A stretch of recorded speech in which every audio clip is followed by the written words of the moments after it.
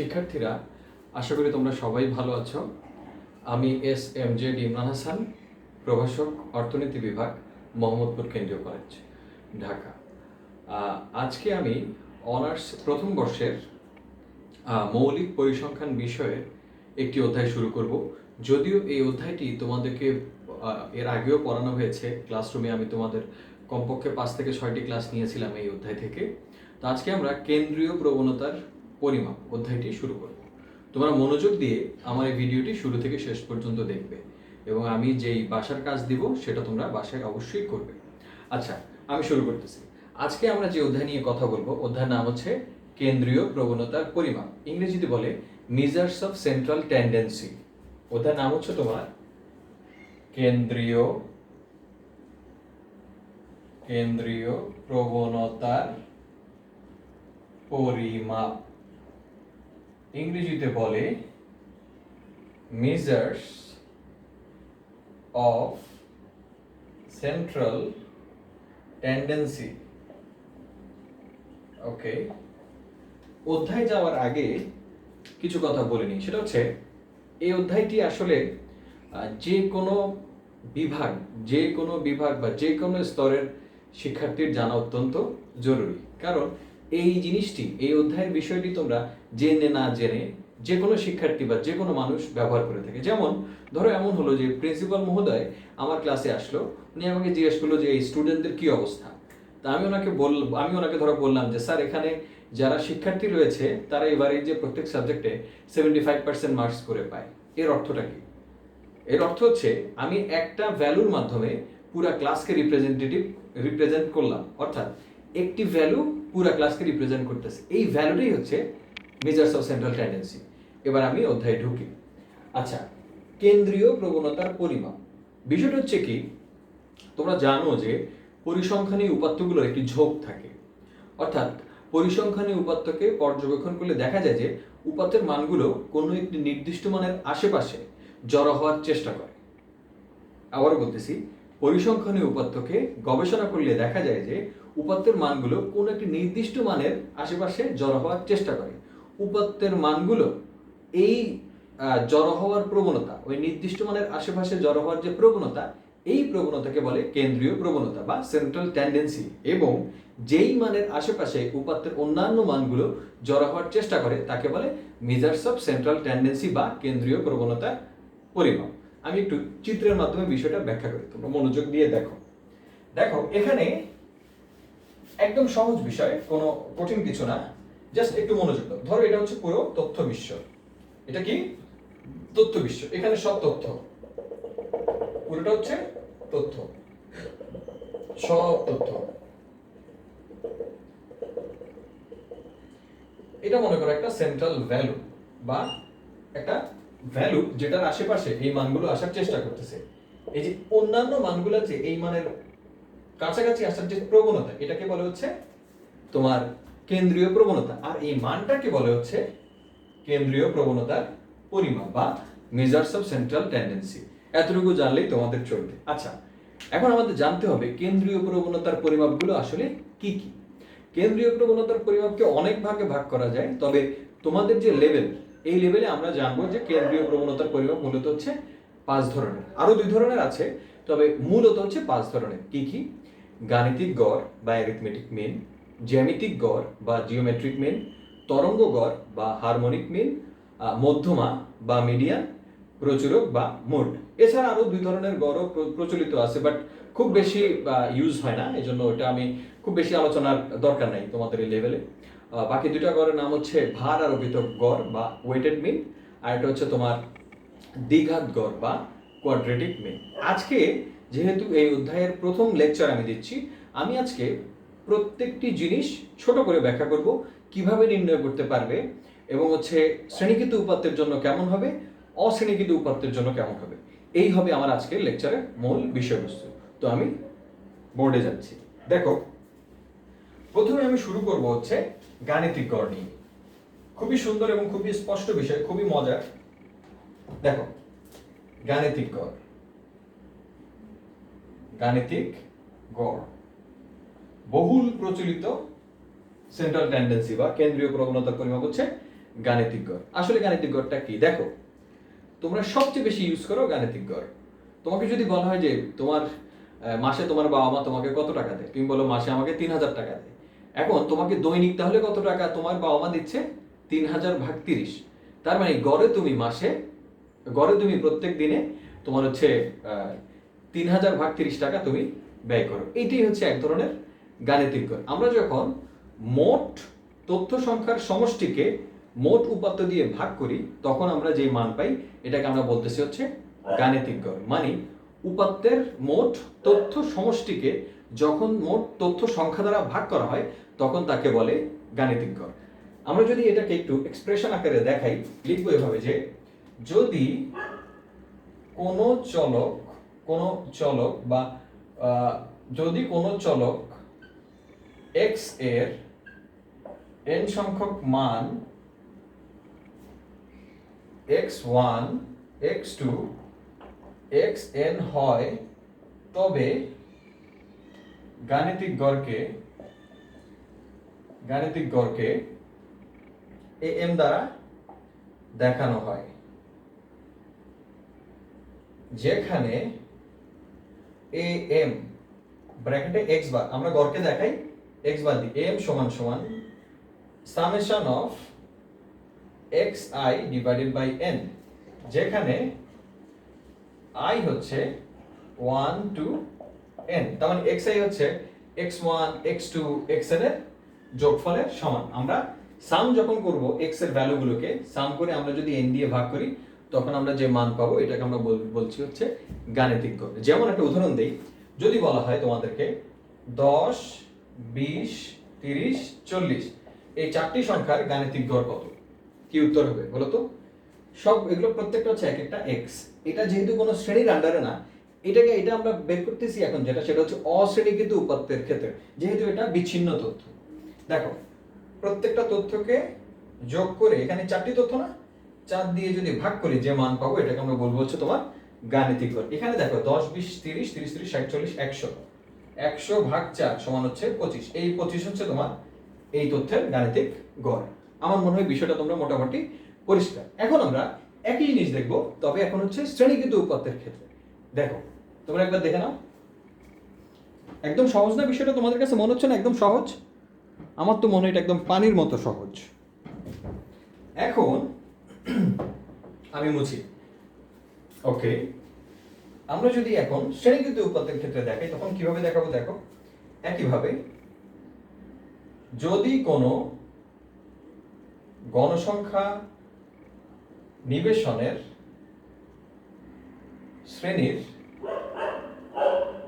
মধ্যবিন্দু x1 x2 xn হয় এবং গণসংখ্যা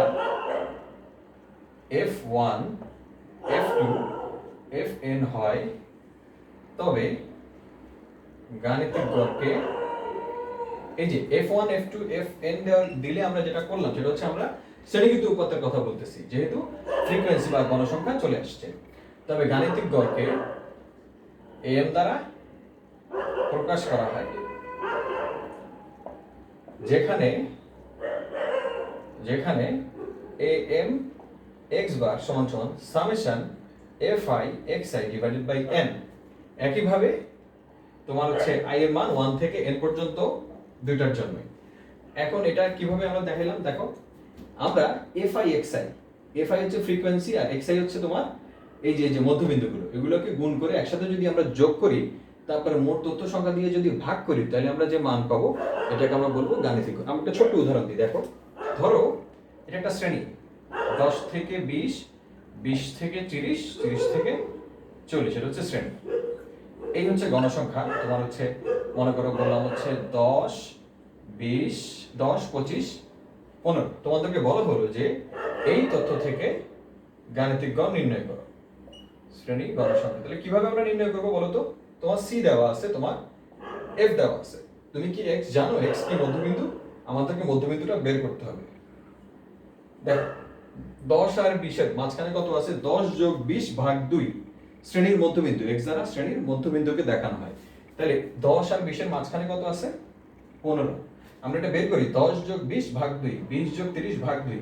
প্রথমটা বের করার পরে দ্বিতীয় আমার আর বের করতে হবে না, মাঝখানে আমরা বুঝছি 25 35, জাস্ট আমরা মিড বিন্দুটা বা মধ্য বিন্দুটা লিখলাম। এবার আমাদেরকে আরেকটা করতে হবে, সেটা কি f ইনটু x, এই যে এখানে বসানোর জন্য f ইনটু x।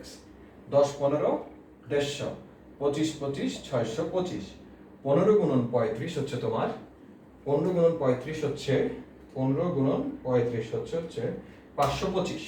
তার মানে আমরা এখন এই তিনটা যোগ করি, যোগ করলে আমরা কি পাবো, সামেশন fi xi। দেখো কত আসে, 600 500 1100 1200, 1200 হলে তোমার 1300, 625 যোগ 525 যোগ 150, 1300। ঠিক আছে, 1300 পেলে তোমরা, তাই না? তাহলে এখানে দেখো, তাহলে সামেশন এফ এক্স এর মান হচ্ছে 1300। আর এন কত? সামেশন অফ এফ কে বলা হয় এন, ফ্রিকোয়েন্সি গুলোর যোগফল হচ্ছে এন। এন হচ্ছে 50, 50 কে 1300 দিয়ে ভাগ করলে আমরা কি পাচ্ছি দেখো, 130 ভাগ 5। তাহলে এখানে 5 দুগুণা 10 নামলো হচ্ছে তোমার 3 0, 5 6 30, 26। তার মানে হচ্ছে আমাদের গাণিতিক গড় এখানে হচ্ছে 26। প্রশ্ন হচ্ছে এটা কি ঠিক আছে কিনা, এটা বুঝবো কিভাবে? দেখো আমার বেশি সংখ্যক মানুষ কোন জায়গায় অবস্থান করতেছে দেখো তো, এখানে না? তার মানে আমরা মোটামুটি নিশ্চিত যে 20 থেকে 30 এর মধ্যে 26 অবস্থান করতেছে। তার মানে এবং দেখো এই শ্রেণীর ভিতরেই কিন্তু ভালো মানুষ অবস্থান করতেছে, মানে অনেক মানুষ এখানে আছে। তার মানে আমরা এটাকে একটা রিপ্রেজেন্টেটিভ ভ্যালু বলতে পারি। এই হচ্ছে তোমার সংক্ষেপে গাণিতিক গড়। আমরা পরবর্তী যে ক্লাসগুলো আমাদের হবে ওগুলোতে আমরা আস্তে আস্তে ডিটেইলস অঙ্কে যাব। আজকে আমি শুধুমাত্র এতটুকুই দেখাবো। এরপর এখন আমি চলে যাব জ্যামিতিক গড়ে। তোমরা একবার দেখে নাও, যদি কোনো গণসংখ্যা নিবেশনে শ্রেণীর মধ্যবিন্দু x1 x2 xn হয় এবং গণসংখ্যা f1 f2 fn হয়, তবে গাণিতিক গড়কে am দ্বারা প্রকাশ করা হয়, যেখানে am x bar equal to summation fi xi divided by n। তো আমরা ছোট্ট একটা উদাহরণ দিয়ে আমরা অঙ্কটা করলাম। আচ্ছা, এখন আমরা মুছি, খুবই সহজ। এখন আমরা দেখব হচ্ছে জ্যামিতিক গড়। দেখো এটা অনেক সহজ, একদম সহজ। জ্যামিতিক গড় এটাকে ইংলিশে বলে জিওমেট্রিক মিন, জিওমেট্রিক মিন বা জ্যামিতিক গড়। একে জিএম দিয়ে দেখানো হয়। কি দিয়ে দেখানো হয়? জিএম, বা সংক্ষেপে আর কি জিওমেট্রিক মিন। ওকে, আচ্ছা, জ্যামিতিক গড় হচ্ছে কি, শোনো, কোন উপাত্তে যতগুলো অশূন্য ধনাত্মক মান আছে তাদের গুণফলের তততম মূলকে জ্যামিতিক গড় বলে। যদিও ল্যাঙ্গুয়েজটা একটু কঠিন মনে হচ্ছে, বাট একদম সহজ। আরেকবার শোনো, কোন উপাত্তে যতগুলো অশূন্য ধনাত্মক মান আছে তাদের গুণফলের তততম মূলকে জ্যামিতিক গড় বলে।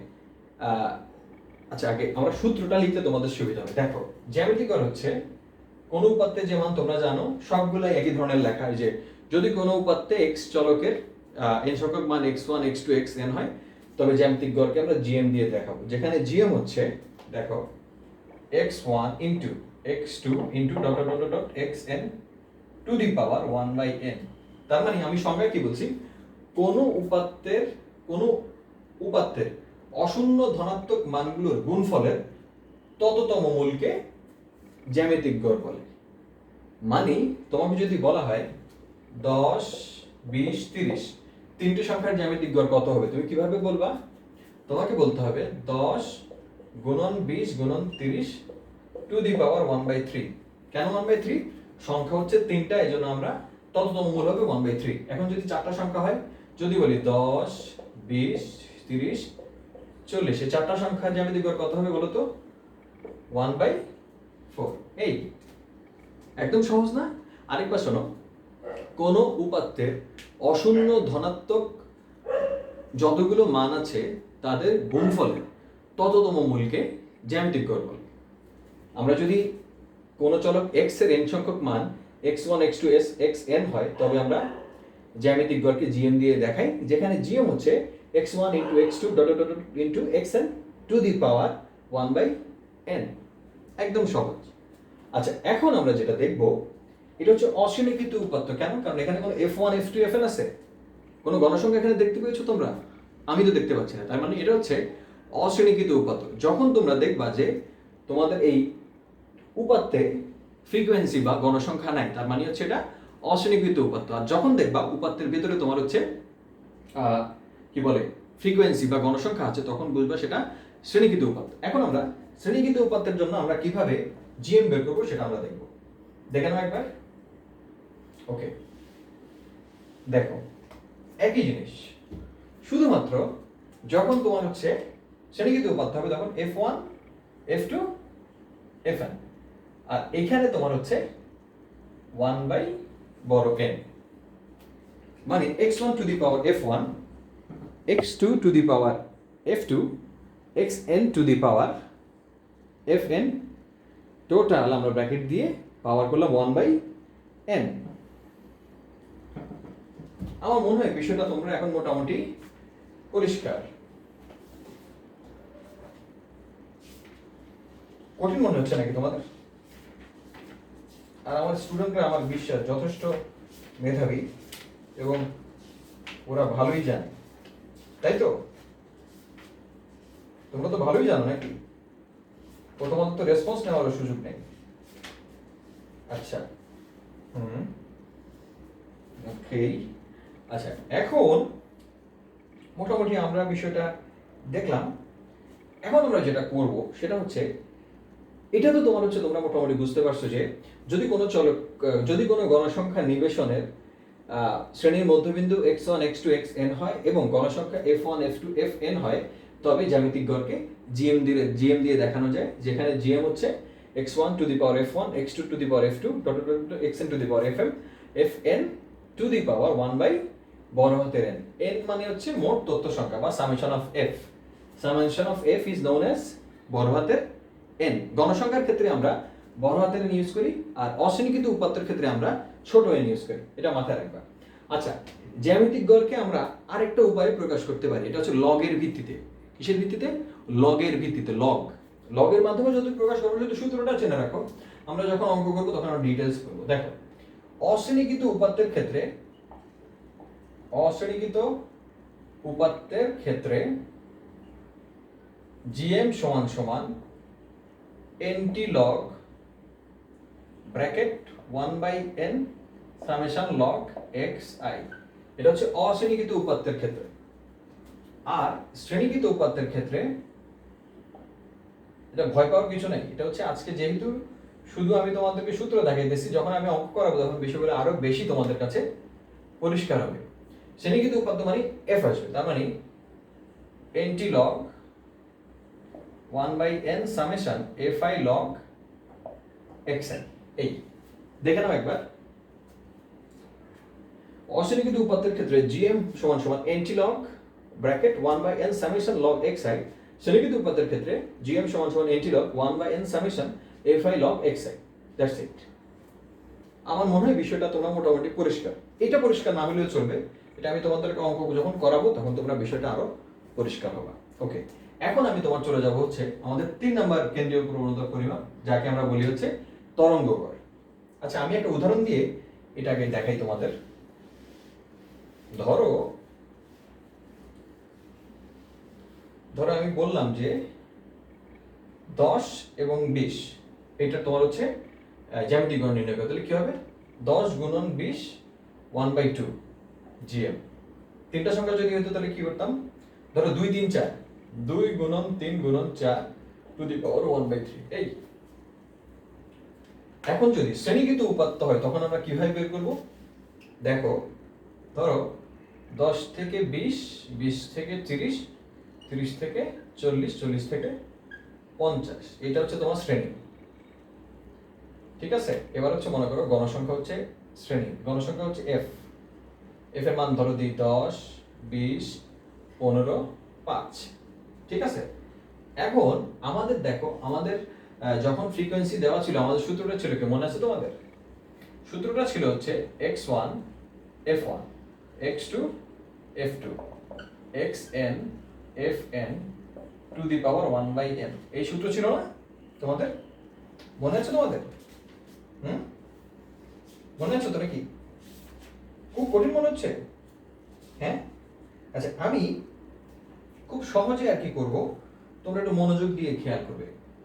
আমরা অঙ্ক যখন আমরা করব তখন আমরা এই সূত্র আমরা ইউজ করব না। আমাদের সুবিধার জন্য আমরা যেটা করব সেটা হচ্ছে আমরা এটা আমরা নেক্সট ক্লাসে আরো ডিটেইলস দেখাবো, জাস্ট তোমরা দেখে রাখো।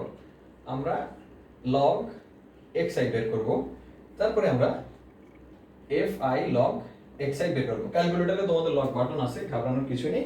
log xi, এখন xi টা কি আমরা জানি, xi হচ্ছে শ্রেণীর মধ্যবিন্দু, এখানে একটা মধ্যবিন্দুর ঘর হবে, xi আমরা বের করব। বের করে তোমার হচ্ছে আমরা এই মানগুলো পেলেই কিন্তু আমাদের সূত্রের মধ্যে মান বসে যাবে। আমরা জানি শ্রেণীকৃত উপাত্তের ক্ষেত্রে জ্যামিতিক গড়ের সূত্র হচ্ছে gm equal to nt log 1/n summation fi log xi। দেখো তুমি এই মানটাই আমাদের দরকার, এই সামেশন এটা পাবো 1/n তো গণসংখ্যার যোগফল, আর nt log দেখাই দিব আমি। এই হচ্ছে সিস্টেম। এভাবে আমরা তোমার হচ্ছে শ্রেণীকৃত উপাত্তের ক্ষেত্রে আমরা তোমার জ্যামিতিক গড় বের করব। ওকে, এখন আমরা দেখব হচ্ছে তোমার তরঙ্গ গড় বা হারমোনিক মিন। কি বলে এটাকে? তরঙ্গ গড়। তরঙ্গ গড়, বা এটাকে ইংলিশে বলে হারমোনিক মিন। এটাকে আমরা HM দিয়ে দেখাই। এখন খুব মনোযোগ দিয়ে শুনবা। তরঙ্গ গড়, আসলে তরঙ্গ মানে হচ্ছে ওয়েভ, কিন্তু এখানে আসলে ওয়েভ না, এটা হচ্ছে হারমোনিক, এটা মিল। আচ্ছা, এখন কি মিল একটু মনোযোগ দিয়ে শোনো। উপাত্তের মানগুলোর উল্টো মানের গাণিতিক গড়ের উল্টো মানকে তরঙ্গ গড় বলে। আবার শোনো, কোন উপাত্তের মানগুলোর উল্টো মানের গাণিতিক গড়ের উল্টো মানকে তরঙ্গ গড় বলে। আরেকবার আমি রিপিট করি, কোন উপাত্তের মানগুলোর উল্টো মানের গাণিতিক গড়ের উল্টো মানকে তরঙ্গ গড় বলে। আমি এখন সরাসরি একটা অঙ্কে যাই, তোমরা বিষয়টা আরো পরিষ্কার হবে। দেখো, ছোট্ট একটা অঙ্ক দেখো। দেখো, ধরো তোমার বললো 10, 20 এবং 30 এই তিনটা মানের তরঙ্গ গড় তুমি বের করো। কিভাবে বের করো? দেখো, 10, 20, 30 এগুলোর উল্টা মানটা কিভাবে বের করে? এটার নিচে কিন্তু মনে মনে একটা এক আছে, প্রত্যেকটা মানের নিচে, মানে ফ্র্যাকশন যদি চিন্তা করো, প্রত্যেকটা নিচে এক আছে। এটা আসলে আমরা দেই না, বুঝছো? তো আমরা এই মানগুলো যদি উল্টা মান বলি, উল্টা মান মানে উপরেরটা নিচে, নিচেরটা উপরে। তো এটার 10 এর উল্টা মান হবে 1/10, 20 এর উল্টা মান হবে 1/20, 30 এর উল্টা মান হবে 1/30। আমি বলছি কোন উপাত্তের মানগুলোর উল্টো মানের গাণিতিক গড়ের উল্টো মানকে। তার মানে আমরা প্রথমে এগুলোর গাণিতিক গড় বের করব। দেখো কত আসে। 10, 20, 30 এর তোমার লসাগু হচ্ছে 60, 6 যোগ 3 যোগ 2, তাহলে আমরা এখান থেকে পাচ্ছি 60, 11, 3। কি আসে এখানে? দেখো, 11/60 গুণন তোমার হচ্ছে এখান থেকে মনে মনে তো এক আছে, তো ভাগের বেলায় গুণ করলে উপরেরটা নিচে যায়, নিচেরটা উপরে আসে, 3/1। তার মানে আমার নিচে থাকতেছে 180, উপরে থাকতেছে 11। এটা কি তরঙ্গ গড়? না। আমি আবারও সংখ্যা বলি, কোন উপাত্তের মানগুলোর উল্টো মানের গাণিতিক গড়ের, কোন উপাত্তের মানগুলোর উল্টো মানের গাণিতিক গড়ের উল্টো মানকে, এই মানটাকে যদি আমরা উল্টায় দিই, তাইলে আমরা যে মান পাবো সেটা হচ্ছে তোমার আমাদের তরঙ্গ গড়। সিম্পল। কোন উপাত্তের মানগুলোর উল্টো মানের গাণিতিক গড়ের উল্টো মানকে তরঙ্গ গড়। আরেকবার দেখো, 10, 20, 30 হচ্ছে আমার অরিজিনাল ভ্যালু, এটার উল্টো মান হচ্ছে এটা, এটার গাণিতিক গড় আমরা বের করলাম, পাইলাম হচ্ছে এটা। এইটাকে যদি আমরা উল্টাই দিই তাহলে পাইলাম এটা। এটা হচ্ছে আমাদের তোমার তরঙ্গ গড়। খুব সিম্পল, দেখে নাও একবার। এবার আমরা সূত্রটা লিখি, ঠিক আছে? ওকে, এখন আমরা যেটা করব সেটা হচ্ছে এখন আমরা সূত্র লিখব। সূত্র কি? দেখো, ওই একইভাবে শ্রেণীকৃত উপাত্তের, অশ্রেণীকৃত উপাত্তের দুই ধরনের সূত্র, সব জিনিসেরই দুইটা সূত্র, একটা হচ্ছে অশ্রেণীকৃত উপাত্তের, একটা হচ্ছে শ্রেণীকৃত উপাত্তের। তাহলে যদি অশ্রেণীকৃত উপাত্তের জন্য হয়, দেখো অশ্রেণীকৃত উপাত্তের জন্য তখন কি হবে? HM সমান সমান, দেখো আমি একদম সহজে লিখি, তোমরা বইয়ে যেভাবে আছে আমি জানি না, বই দেখি একটু, বইটা তোমাদের বই লেখাগুলো তো আমার খুব একটা পছন্দ হয় না, তারপরেও দেখি বই তোমার কি লেখছে, তো কোনোভাবেই বইয়ের ঠিক আছে। সূত্র হচ্ছে তোমার 1/(1) বলিলাম n, n divided by 1/(xi). এই হচ্ছে তোমার HM অশ্রেণীকৃত। আরেকবার দেখো, যদি আমি একটু ব্যাকআপ ভাঙ্গা লিখি তখন কি হয় দেখো, এই 1 মানে এটাকে, আচ্ছা আমি একটু পুরোটা লিখি তাহলে তোমাদের জন্য সুবিধা হবে। নর্মালি হচ্ছে 1 by x1 plus 1 by x2 উল্টা মান plus 1 by xn divided by n। এখন দেখো কি হয়, 1 তুমি এটা করো, করলে দেখবে এটাকে আমরা কি লিখতে পারি বলো তো তোমরা? এই অংশটাকে কি লেখা যায়? এটাকে বলো, এটাকে কি লেখা যায়? এটা কি এভাবে লেখা যায় না? তোমার হচ্ছে এটাকে আমরা সংক্ষেপে লিখি, তাহলে এটাকে আমরা জানি ভাগের বেলায় গুণ করলে উল্টে যায়, তাই না? তাহলে এটা এভাবে লেখা যায় না, n divided by 1 by x1 plus 1 by x2 plus dot dot plus 1 by xn লেখা যায় না? দেখো এটাকে আবার সংক্ষেপ করা যায় না এভাবে, n divided by summation 1 by xi লেখা যায় না? তার মানে হচ্ছে অশ্রেণীকৃত উপাত্তের ক্ষেত্রে সূত্র হচ্ছে n divided by summation 1 by xi। দেখেন একবার,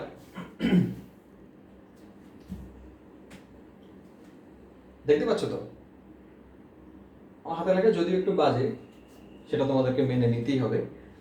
আচ্ছা এখন আমরা তোমার হচ্ছে শ্রেণীকৃত উপাত্তের ক্ষেত্রে কি হবে সেটা দেখো, একবার তোমরা মনোযোগ দিয়ে দেখো।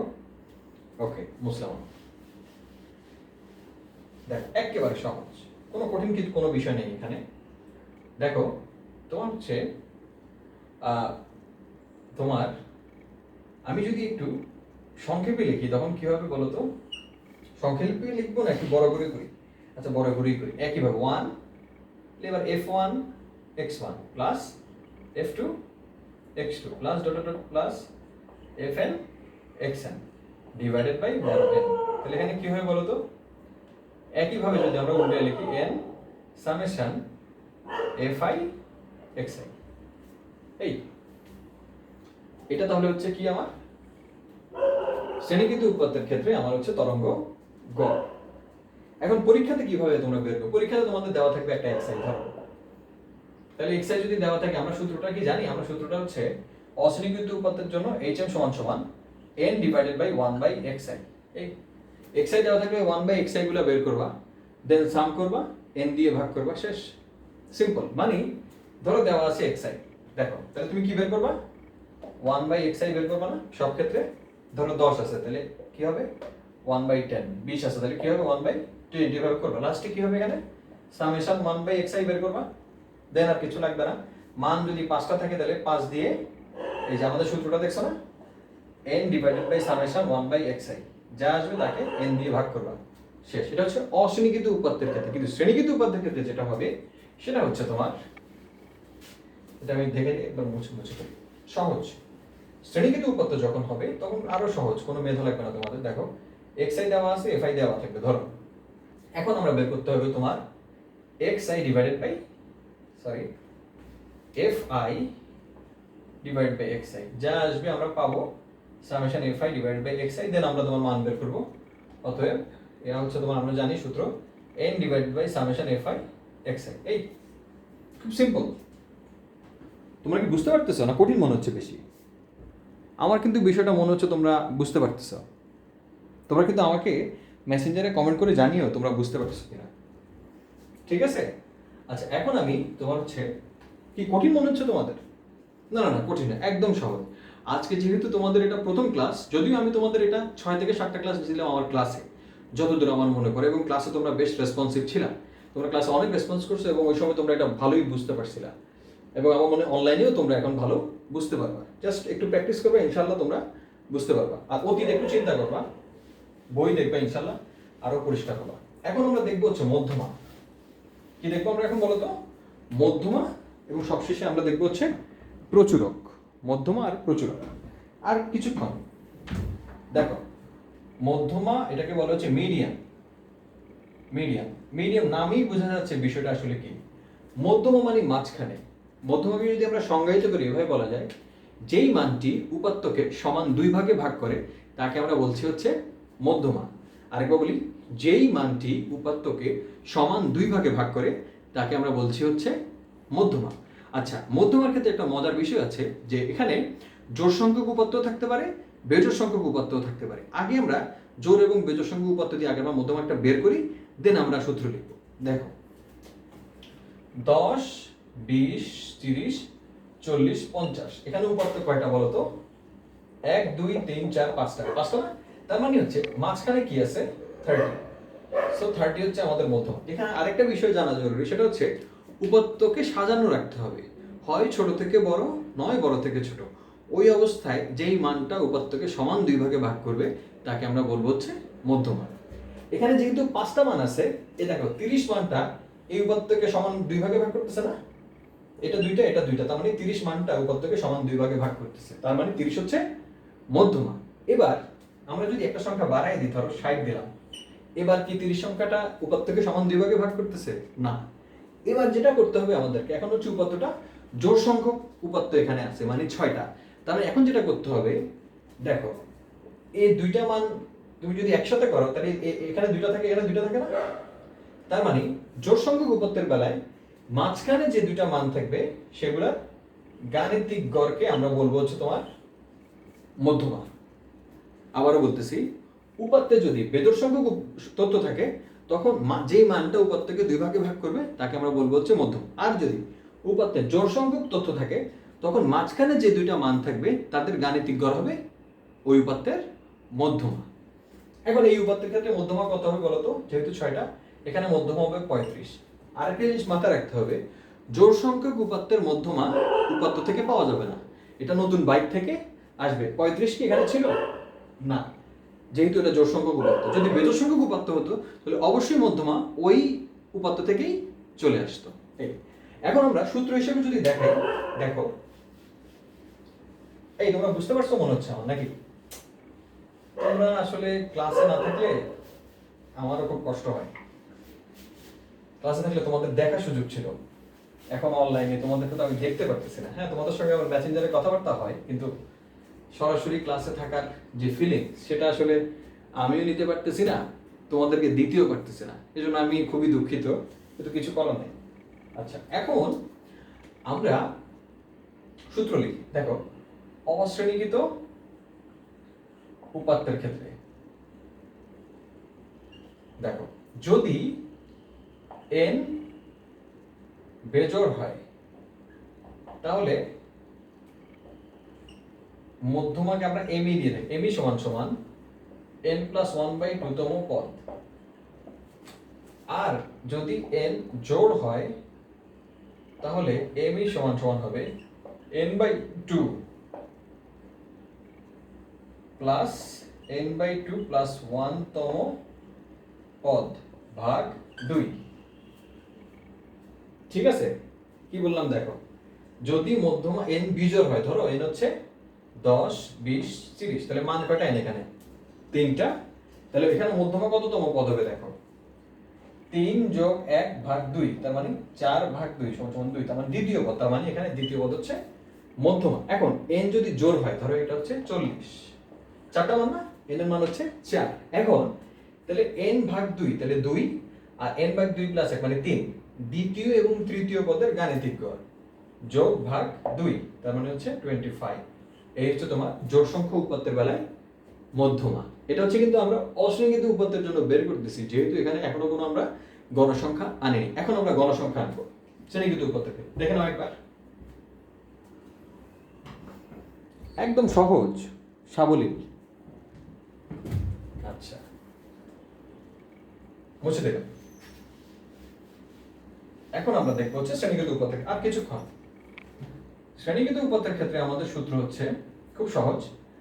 আগে সূত্রটা লিখি, m সমান সমান L1 প্লাস n/2 minus PCF divided by FM into C। এখন এগুলো আসলে কি? ধরো তোমাদেরকে একটা ছোট্ট একটা অঙ্ক দিই, 20 থেকে 30, 30 থেকে 40, 40 থেকে 50, এটা হচ্ছে C। ফ্রিকোয়েন্সি দেওয়া আছে 10, 15, 5, মনে করো তোমার 5, আর হচ্ছে এটা 7 দেই, 7, 8। এখন তোমাদেরকে বলা হলো উপরিউক্ত তথ্য থেকে তোমরা মধ্যমা বের করো। কিভাবে বের করবা? খুব সহজ। দেখো, মধ্যমা বের করার জন্য আমাদের একটি নতুন ফর্মুলা লাগবে, যেটা আমরা বলবো হচ্ছে CF। কি বলবো? সিএফ বা কিউমুলেটিভ ফ্রিকোয়েন্সি বা ক্রমযোজিত গণসংখ্যা কিভাবে বের করে? প্রথমে যে ফ্রিকোয়েন্সি সেটা লিখলাম, দেন 10 যোগ 15 25, দেন 25 যোগ 60 7 32 32 যোগ 8 40, আর সামেশন অফ এফ আমরা জানি n হচ্ছে 40। মাথায় রাখতে হবে এই n এর মান এবং এটা সবসময় সমান হবে। এখন আমরা দেখলাম হচ্ছে সিএফ।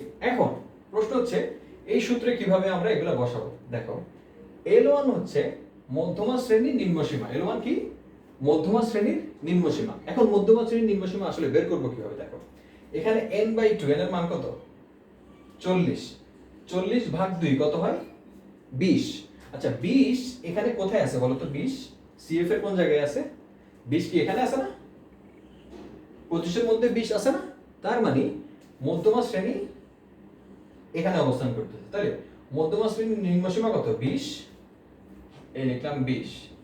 n/2 এর মান আমরা দেখলাম 20 মাইনাস পিসিএফ। পিসিএফ মানে previous cumulative frequency of the median class. PCF মানে previous cumulative frequency of the median class.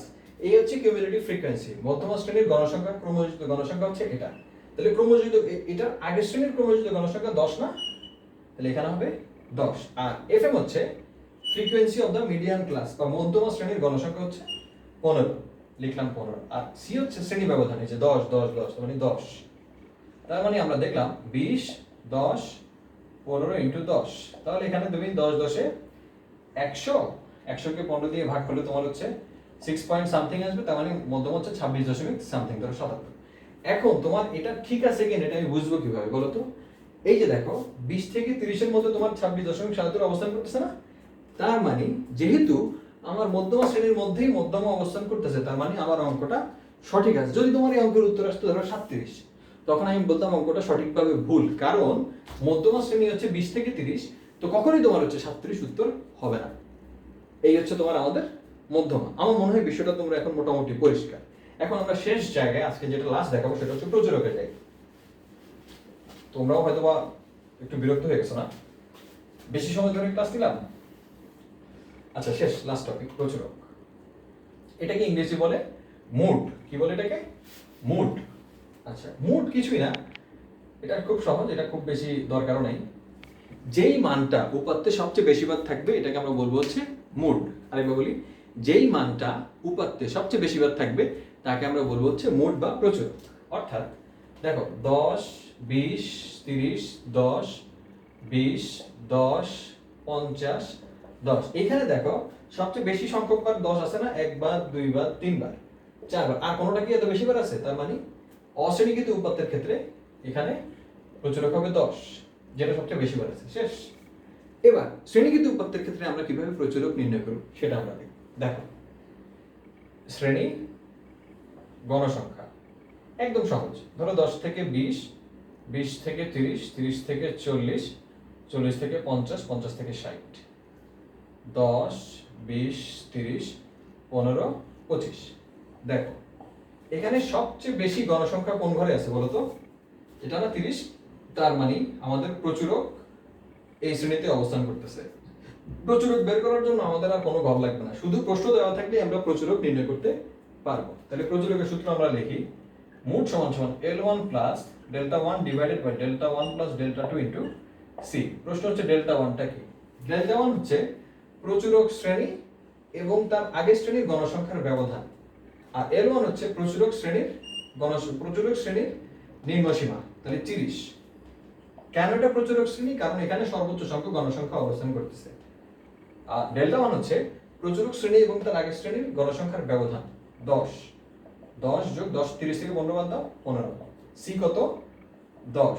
তাহলে 30 যোগ 10 25 গুণন 10, তার মানে 30 যোগ 100 ভাগ 25 সমান সমান 34। তার মানে আমাদের প্রচুরক হচ্ছে 34। এটা হইছে কিনা এটা বুঝবো কিভাবে? 30 থেকে 40 এর ভিতরে আমার 34 মানটা আছে না?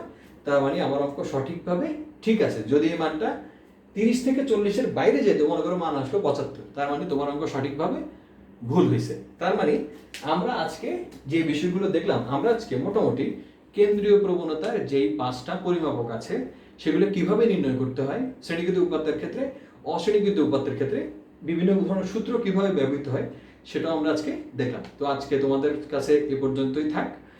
পরবর্তী ক্লাসে তোমাদের সঙ্গে আবার দেখা হবে। ততক্ষণ ভালো থেকো, সুস্থ থাকো। আল্লাহ হাফেজ।